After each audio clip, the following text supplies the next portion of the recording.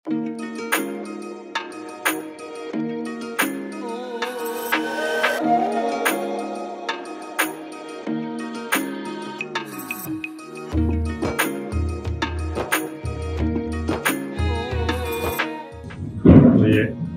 एक पाहिलेले चित्रपट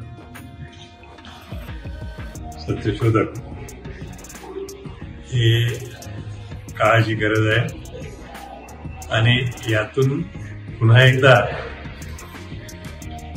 जो आपल्याला दिशा देणारा एक मेसेज जातोय तो आज काळाची नितांत गरज आहे। आपण आज पाहतोय की समाज सगळा कुठल्या दिशेने जातोय कुठल्या नाही हे आपल्याला आजकाल दिसून येते।